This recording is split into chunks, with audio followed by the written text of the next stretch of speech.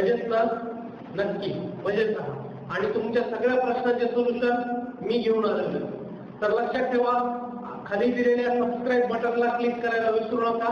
माझ्या चॅनलला सबस्क्राईब करा. नवनवीन व्हिडिओ तुम्हाला बघायला भेटतील. नवनवीन व्हिडिओ पाहण्याकरिता खाली दिलेला जे बेल आयकॉन आहे त्या बेल आयकॉनला प्रेस करा आणि जर आवडलं तर नक्की लाईक करा. लाईक करायला विसरू नका आणि जास्तीत जास्त लोकांपर्यंत हा व्हिडिओ शेअर करा. A composite rod is loaded as shown in figure like this. Determine the largest value of P. What is the value of P? They have asked such that stresses in steel does not exceed 150 MPa. Stresses in steel. So I will write down the given data also simultaneously. Sigma S, that is allowable. Sigma S allowable.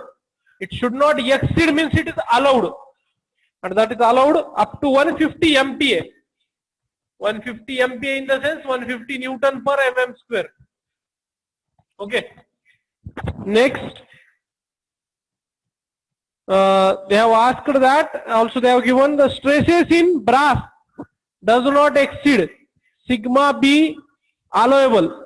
For the brass I used sigma B and it is 75 MPa, 75 Newton per mm square. Okay. So like this they have given. Also find the total deformation. They have asked what is the change in length, total change in length. That they have asked. What is the value of P, maximum value of P, they have asked. Next, after that they have given E for the steel, ES, that is how much? 200 gigapascal. So already the gigapascal to the megapascal I have told you the conversion, that is 10 raised to 3 Newton per mm square or megapascal. And E for the brass, that they have given 100 gigapascal. That is 100 into 10 to the power 3 Newton per mm square. Yes. So this much things they have given. Apart from that, we need to go for now from the diagram what they have given, that we will try to write down. So first they have given the length for the steel for the first part. Okay.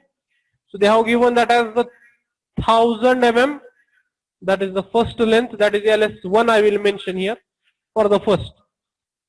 Then length for the brass they have given, that is 1250 mm, and length for the steel for the last member, that is 750 mm. किंवा सरळ सरळ तुम्ही याला L1 L2 L3 असंही म्हणू शकता. ठीक आहे. ES BA EB वगैरे म्हणण्यापेक्षा डायरेक्ट तुम्ही त्याला L1 L2 म्हणलं तरी चालेल. कसंही चॉईस इज युअर्स. एरिया काढायचा आहे त्याकरिता डायमीटर दिलेले आहेत D1 किंवा DS1. Diameter of the steel दोन्हीला सेमच आहे. सो एकदाच कॅल्क्युलेट करून घेतो, दॅट इज 75 mm आहे. आणि diameter for the brass that they have given it as the 50 mm. Okay. पहिल्याचा आणि लास्टचा एरिया सेमच असणार आहे. So area for first steel and the last steel that is π/4 into 75 square. And area for the brass is π/4 into 50 square. सांगा area for steel किती येईल आणि एरिया फॉर ब्रास किती येईल?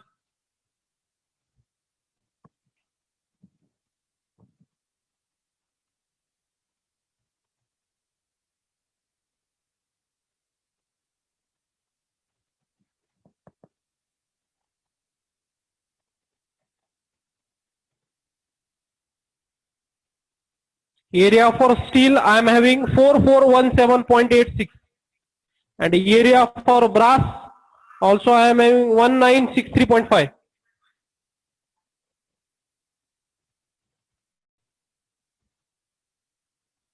म्हणजे लास्टचा सुद्धा इकडचा सुद्धा area for steel that is 4417.86 mm square एवढाच असणार आहे.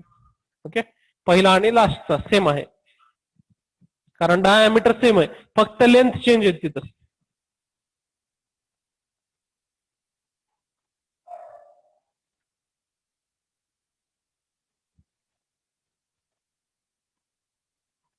Okay. Now we need to go for calculation of what is the maximum value of P. मग आपण टोटल चेंज इन लेंथ काढू शकतो. सो मला P किती घ्यायचं हे पहिल्यांदा काढावं लागेल. त्याकरिता मला सिग्मा एस अलोवेबल आणि सिग्मा बी अलोवेबल दिलेलं आहे. त्याकरिता मी कॅल्क्युलेशन्स करून पाहतो. Sigma S allowable is equal to force divided by area in the steel. Area पहिल्याचा घ्या किंवा एरिया शेवटचा घ्या, तर एरिया दोन्हीचा सेमच आहे. ठीक आहे, कारण डायमीटर दिलेली सेम आहे, त्यामुळे एकदाच आपण घेऊया. फोर्स किती आहे हो? पी नाहीये फोर्स. फोर्स किती आहे? 2p आहे. Instead of P I will put there it as a 2p. आणि आता आपण कॅल्क्युलेशन करूया. सिग्मा एस अलोवेबल दिलेले 150 that is equal to 2p divided by s is 4417.86. मग p किती आलं सांगा, करा कॅल्क्युलेशन. p किती आलं सांगा? 331.34 किलो न्यूटन. बरोबर आहे का बघा.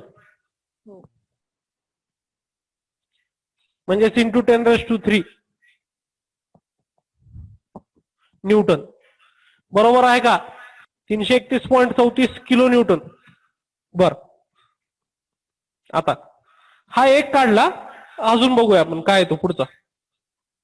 आता सिग्मा ब्रास अलोवेबल ह्याकरिता परत फोर्स 2p आहे, divided by area of brass असणार आहे. मग कॅल्क्युलेशन करा. सिग्मा ब्रास अलोवेबल किती आहे?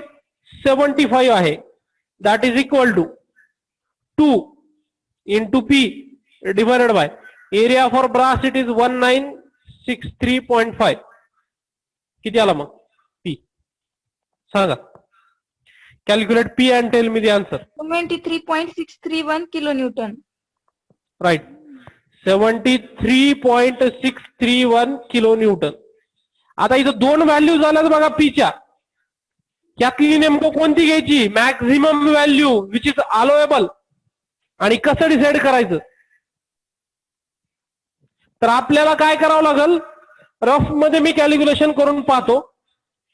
दोन्ही ठिकाणी मी व्हॅल्यूज पुट करून बघतो. पहिल्यांदा 150 ह्यात जर पुट केली, सॉरी 150 नाही, 331.34 जर ह्यात पुट केली तर सिग्मा एस हे 150 येणार आहे, नो डाऊट. पण आता हे 331.34 इथं ठेवून बघतो मी, तर मला सिग्मा बी अलोवेबल 75 येत आहे का? 75 पेक्षा पुढे जायला नकोय. इट शॅल नॉट एक्सीड 75 असं म्हणलेलं. मग इथं टाकून बघूया किती येत आहे बघा, सांगा, ठेवा. 331.34 इंटू 10⁻³ सिग्मा बी अलोवेबल किती आलं मला सांगा. इथं रफ मध्ये कॅल्क्युलेशन करून पाहतो. Sigma B allowable is equal to 2 into 331.34 into 10⁻³ divided by 1963.5. मी काय करतोय, हे आलेल्या पीच्या व्हॅल्यूज इथं ठेवून बघतोय. ह्याची इकडे ठेवून बघू, ह्याची इकडे ठेवून बघू, कोणतं व्यवस्थित येत आहे बघूया. कारण आपल्याला स्ट्रेसेस दिलेले आहेत, हे एक्सीड्स व्हायला नको आहेत म्हणते. That is the maximum value of P that we can take it. सांगा किती आलं सिग्मा बी अलोवेबल?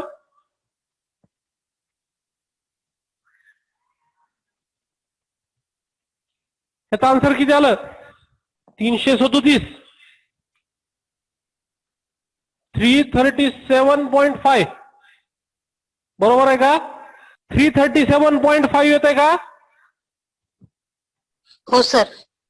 बर, पण आता इथं पहा, सिग्मा बी अलोवेबल म्हणजेच ब्रास मधला स्ट्रेस जो आहे तो त्यांनी सांगितला की 75 न्यूटन पर mm² पुढे जायला नकोय. मग जर तुम्ही पी ची व्हॅल्यू 331.34 इथं ठेवली तर सिग्मा एस अलोवेबल हा 150 येतो, नो डाऊट. पण पी ची व्हॅल्यू जर मी इकडे ठेवली तर हा किती यायलाय 337.5 75च्या कितीतरी पुढे आहे, म्हणजे हा सेफ होणार नाही का? कारण तो काय सांगतोय 75च तो स्ट्रेस रेजिस्ट करतोय. इंटरनल रेजिस्टन्स फोर्स किती आहे ब्रासचा 75 आहे. 75च्या पुढे गेला किती तुटायला चालू होईल. मग तुम्ही जर 337 पर्यंत जर ठेवत असाल तर ते आधीच तुटून जाईल, कोलॅप्स होऊन जाईल. मग मॅक्झिमम सेफ व्हॅल्यू येईल का ती? नाही. मग आता दुसऱ्या याला कॅल्क्युलेशन करून बघूया. 73.631 जर इथं ठेवलं तर निश्चित 75 आन्सर येणार आहे ह्याचं, ठीक आहे.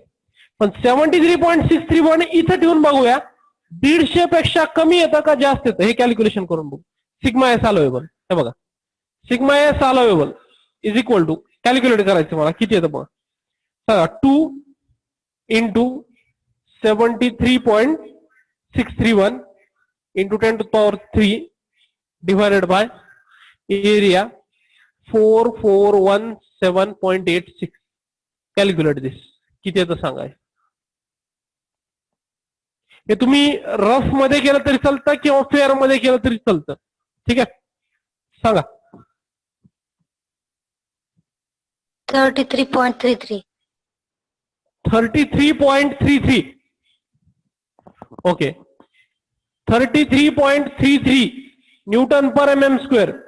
ह्याचा अर्थ काय झाला आता? सिग्मा एस अलोवेबल हे 150 आहे, त्यापेक्षा निश्चित हे कमी आले, राईट. आणि जेव्हा 73.631 इथं ठेवतो तेव्हा हे 75च येतं. म्हणजे जर तुम्ही लोड 73.631 इतका लोड लावला तर तुमचं स्ट्रक्चर सेफ आहे. गेटिंग दिस पॉइंट. जर तुम्ही मॅक्झिमम म्हणून 331 मॅक्झिमम मोठा आहे म्हणून लावला तर तुमचा ब्रास पहिल्यांदा कोलॅप्स होणार आहे. 75 रिच झालं की लगेच कोलॅप्स होणार आहे, कारण त्याच्याने यायला 337 तोपर्यंत तो मटेरियलच राहत नाही. गेटिंग दिस. कारण ब्रासचा त्याने अलोवेबल स्ट्रेस दिलेला आहे, तो 75च तो घेतो, त्याच्या पुढे तो जात नाही असं प्रॉब्लेम मध्ये मेन्शन केलेलं आहे. गेटिंग दिस. त्यामुळं हेन्स सेफ मॅक्झिमम व्हॅल्यू वाटलं तर असं लिहू शकतो. Since safe maximum value of P is minimum of above. Minimum of अबो म्हणजे ह्या दोन्हीच्या, त्याचं नाही, ह्या दोन्हीच्या मिनिमम. ह्या दोन्हीतला मिनिमम कोण आहे? 73.631. So therefore that is P is equal to 73.631 kilo Newton. He value आपल्याला घ्यायची आहे. बर, प्रॉब्लेम संपला नाही. विचारले काय? टोटल एलॉंगेशन विचारलेलं आहे. टोटल एलॉंगेशन कसं काढतात मग सांगा. इथं करू आपण last. Delta L is equal to P common काढायचं. LS1 divided by ASES plus LB divided by ABEB plus LS2 divided by ASES. Right? Let us put the values there. Delta L is equal to, it's a 73.631 into 10 to the power 3 in bracket. First length LS1 1000 whole divided by AS 4417.86 into ES कुठे आहे? इथे 200 into 10 to the power 3 plus LB 1250 whole divided by AB 1963.5 into ES 200, sorry, EB into EB 100 into 10 to the power 3 plus खाली लिहितो आता LS2 750 divided by area 4417.86 into 200 into 10⁻³ थोडं खाली गेलेलं आहे, दिसलं नाही तरी समजून घ्या, ठीक आहे. आणि टोटल चेंज इन लेंथ किती आलं तेवढं सांगा. कॅल्क्युलेशन्स करा and tell me the answer. What is the elongation?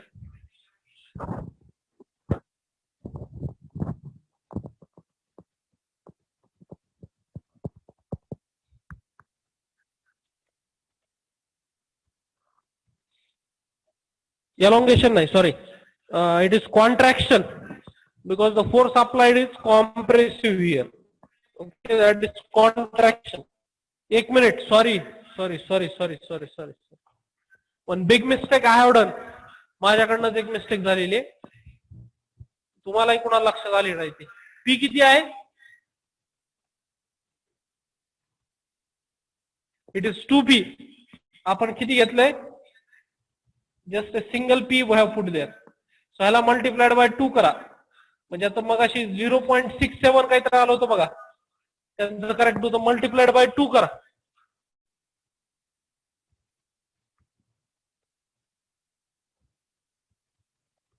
To P हे आपण विसरलो इथं.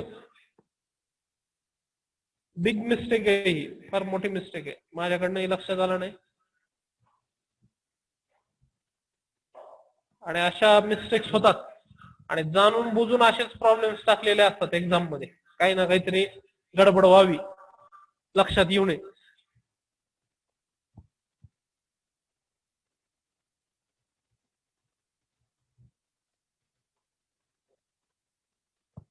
आलं का?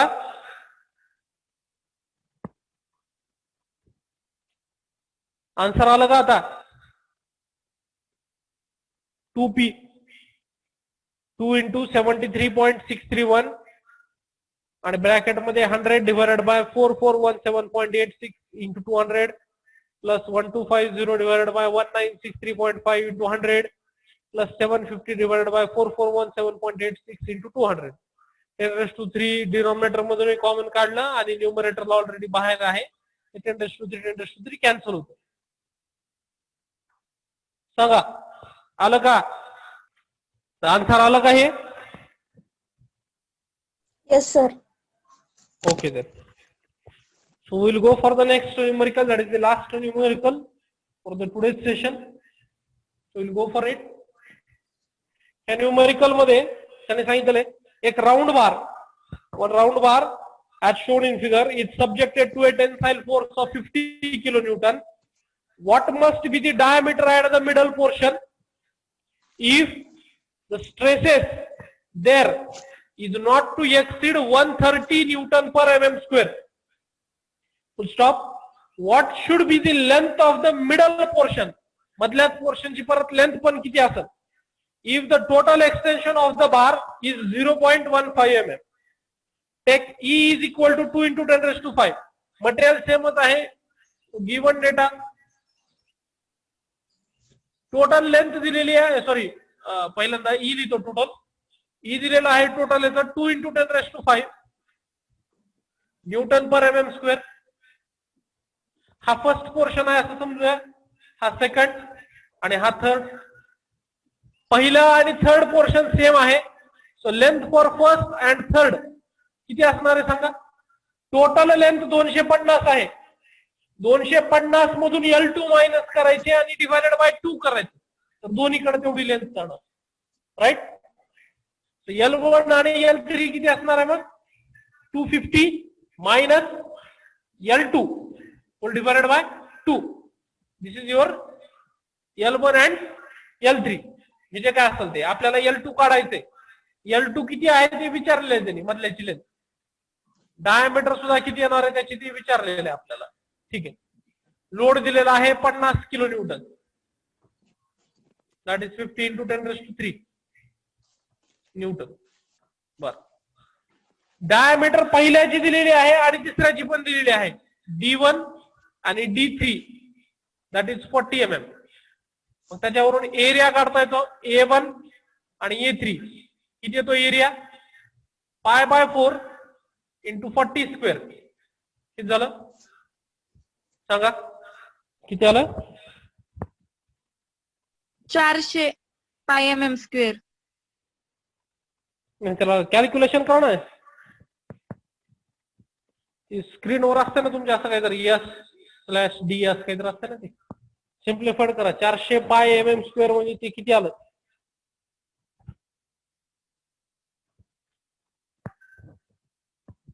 1256.63. 1256.63 mm स्क्वेअर. परत एकदा आपण स्टार्ट करूया ह्या प्रॉब्लेमला. हा प्रॉब्लेम दिलेला आहे. हा एक काय म्हणू आपण त्याला, बार आहेत, हे डम्बेल्स असतात ना तशा टाईप मध्ये, असे सर्क्युलर्स असतात असे. आणि असं आता हे डायग्राम काढणं फार अवघड आहे. I will try to draw.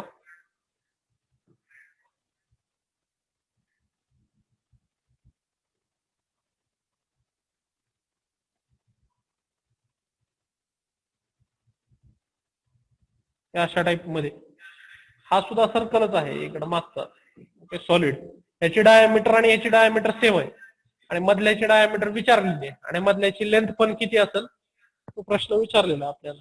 ठीक आहे, बघूया. So what they have given the Young's modulus E, they have given 2 × 10⁵. त्यानंतर आपण पहिल्याची आणि लास्टची लेंथ काढली होती. कशी काढायची? ही एवढी लेंथ याला म्हणायचं L1 आणि ही एवढी लेंथ याला म्हणायचं L3. कशी काढायची? तर टोटल लेंथ दिली 250, त्यातनं मधली लेंथ L2 आहे ती मायनस करायची. ह्या दोन्हीच्या लेंथ आल्या, त्याला डिवायडेड बाय 2 करा म्हणजे एकाची लेंथ आली. That is your L1 and L3. L2 विचारलेलं आहे, डायमीटर ऑफ मिडल पोर्शन विचारलेला आहे, लोड दिलेला आहे 50 किलो न्यूटन, D1 आणि D3 दिलेले आहेत, दॅट इज 40 mm. त्यावरून A1 आणि A3 काढून घेतलं, π/4 × 40 स्क्वेअर. बर, आता आपल्याला सगळ्यात पहिल्यांदा फर्स्ट पोर्शन जो आहे त्याचा स्ट्रेस काढायचा आहे, दॅट इज σ1. काढू शकतो का?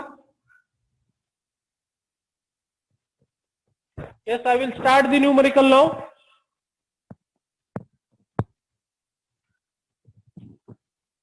सांगा σ1 किती येईल?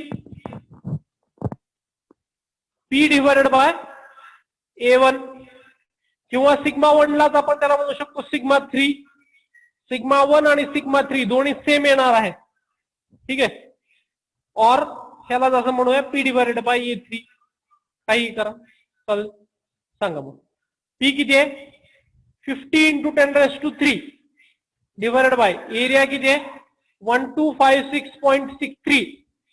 मग σ1 किंवा σ3 किती आले सांगा, बोला.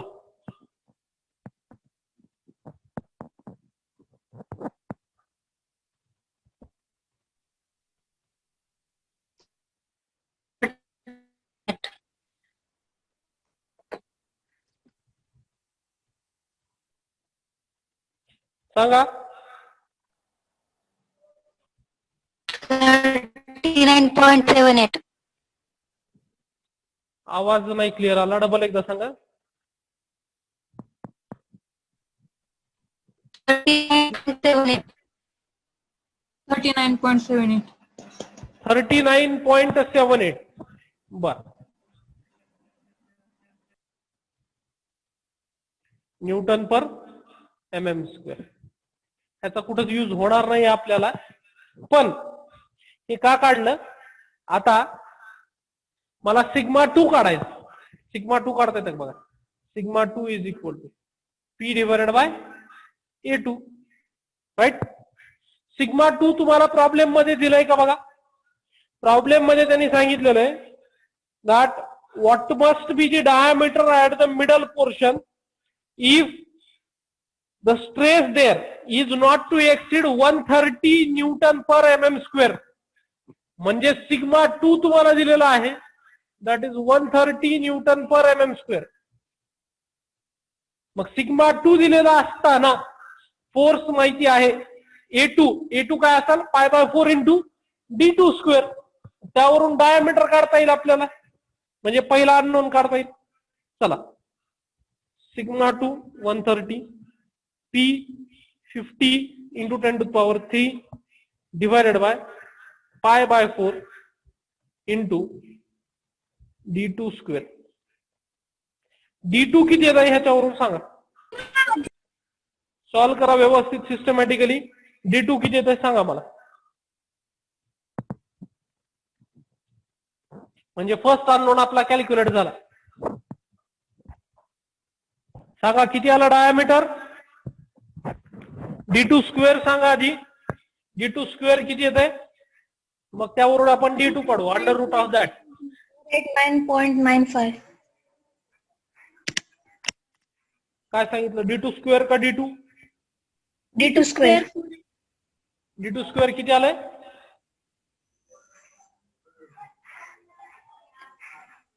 489.7. हा 489.7 d2 स्क्वेअर आलं.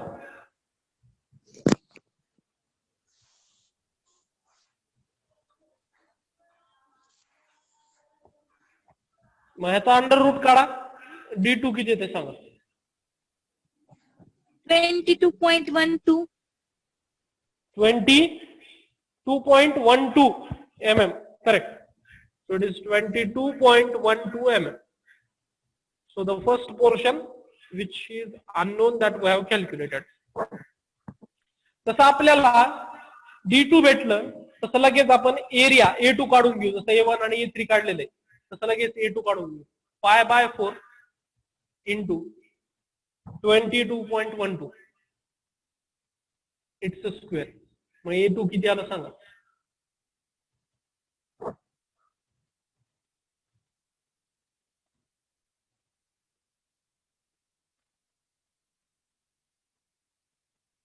सांगा.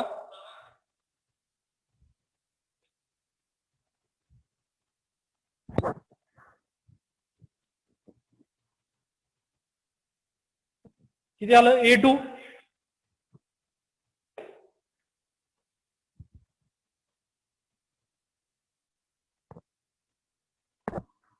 $384.29. 384.61 mm square. This is your a2. a2 भेटलं. बर d2 आपल्याला आढळून होतं, हे एक काढून घेतलं आपण. a2 का काढलं सांगतो. टोटल एक्सटेन्शन दिलेलं आहे का प्रॉब्लेम मध्ये बघा. Total change in length. What should be the length of the middle portion if the total extension in the bar is 0.15. म्हणजे आणखीन एक गोष्ट दिलेली आहे, that is delta L, that is 0.15 mm. मग टोटल चेंज इन लेंथ जर तुमच्याकडे असेल तर आपल्याला माहिती delta L is equal to PL1A1 by A1 PL1A1 by A1 E1 plus PL2A2 by A2 E2 plus PL3A3 divided by PL3 divided by A3 E3. हे सगळं आपल्याकडे आहे. पण E1 E2 E3 करायची गरज नाही. तर E कसं आहे सेम आहे. I will take the E common. Bracket मध्ये काय राहते, L1 by A1 plus L2 by A2 plus L3 by A3. थोडस पहा आता ह्या इक्वेशन कडे. डेल्टा एल माहितीये, P माहितीये, E माहितीये, A1 A2 A3 माहितीये. L1 250 minus L2 divided by 2. L3 250 minus L2 divided by 2 आणि L2 is L2. So unknown काय राहिला आता फक्त ह्याच्यामध्ये L2. मग त्यावरून आपल्याला L2 काढायचा आहे. Simple. Just put the values and calculate the unknown. Unknown delta L 0.15 that is equal to 50 into 10 to the power 3 divided by 2 into 10 to the power 5 in bracket. पहिल्याचा length आहे 250 minus L2 whole divided by 2 into A1 A1 येतो 1256.63. ह्याला multiplied by 2 पण करता येतं कारण पहिला आणि last sem होतं. बरं मी सेपरेट लिहितो. Plus L2 divided by 384.61 plus परत लास्ट पण सेम होते 250 minus L2 divided by 2 into 1256.63. आता हे डबल डबल लिहिण्यापेक्षा मी एकदाच लिहितो. कसं येणार आहे बघा. ह्याला इकडे हाकला 0.15 into 2 into 10⁵ divided by 50 into 10⁵ that is equal to. आता इकडं काय काय शिल्लक राहिलं बघा.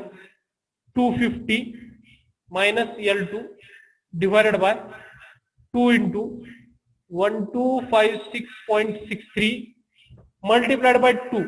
का? कारण पहिला आणि शेवटचं सेमच आहे. So just multiplied by 2 plus L2 divided by 384.61. इथं हे 2 आणि हे 2 कॅन्सल झालं. It left with this much only. मग ह्यावरून L2 काढा. हे सॉल्व करा. Take the LCM, simplified it and calculate the length L2. सांगा किती आले. ते तुमचं सेकंड अननोन आहे. मिडल पोर्शनची लेंथ, मिडल पोर्शनची डायमीटर काढली दॅट इज 22.12. कशी काढली तर मधल्याचा आपल्याला स्ट्रेस दिलेला आहे. It should not exceed 130 newton per mm². So 130 ठेवला. Stress is P by A2. P आहे A2 that is π/4 into D2². यावरून D2 फक्त अननोन होतं. D2 काढलं. आता टोटल चेंज इन लेंथ दिलेली आहे दॅट इज 0.15. P माहिती आहे, E माहिती आहे. बाकी L1 that is 250 minus L2 divided by 2. So त्यावरून L1 ठेवलं. L3 पण सेम आहे डिवायडेड बाय A1 A3 ठेवलं आणि A2 that is just we have calculated π/4 into 22.12². So that is 384.61. ते A2 ठेवलं आणि L2 as it is. So ह्यात अननोन फक्त L2 राहिलेला आहे. L2 सॉल्व करा. किती आला सांगा.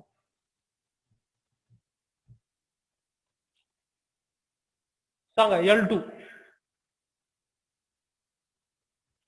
कॅल्सी मध्ये डायरेक्ट इक्वेशन म्हणून सुद्धा असतं. त्यात सुद्धा पुट करून तुम्हाला सॉल्व करता येतं. किंवा LCM घ्या 1256.63 इंटू 384.61 क्रॉस मल्टिप्लाय करा. 384.61 is multiplied by 250 minus 384.61 L2 plus 1256.63 L2. मग 1256.63 इंटू 384.61 तिकडे न्यूमरेटर मध्ये जातं. मग ते सगळं सॉल्व करा. किती येते काय नाही. आन्सर सांगा. सिम्प्लिफाइड करा आणि tell me the answer. Do it fast. Answer आहे 222.28 222.28 mm L2. आवडलं तर नक्की लाईक करा. लाईक करायला विसरू नका आणि जास्तीत जास्त लोकांपर्यंत हा व्हिडिओ शेअर करा. धन्यवाद.